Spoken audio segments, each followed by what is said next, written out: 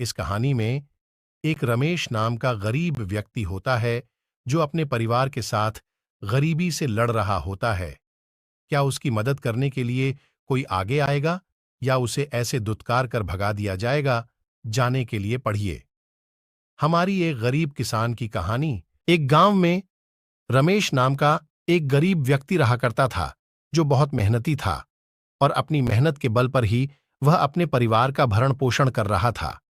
रमेश के पास थोड़ी सी खेती थी। उसी खेती को वह करके अपना घर गुजारा चला रहा था।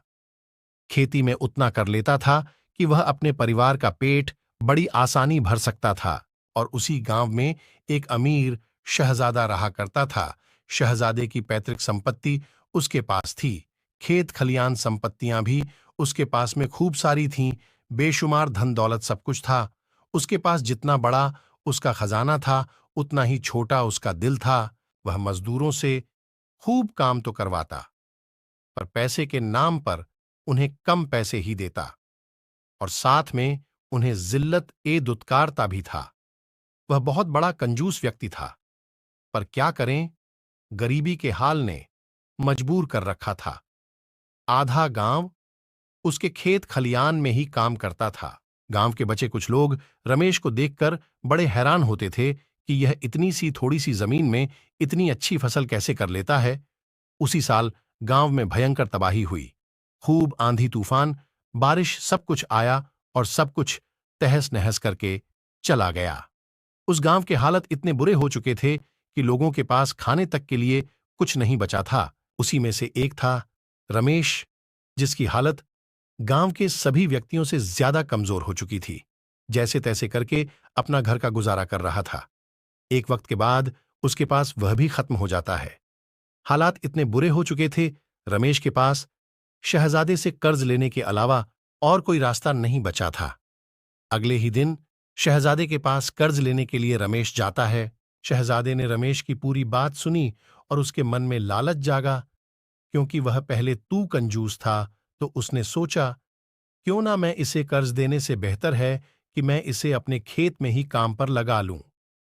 क्योंकि अगर मैंने इसे कर्ज दे दिया तो यह कर्ज कहां से लौटा कर देगा। इसके पास तो इतना बड़ा खेत भी नहीं है। उसने रमेश से कहा कि रमेश, मैं तुम्हें पैसे तो नहीं दे सकता।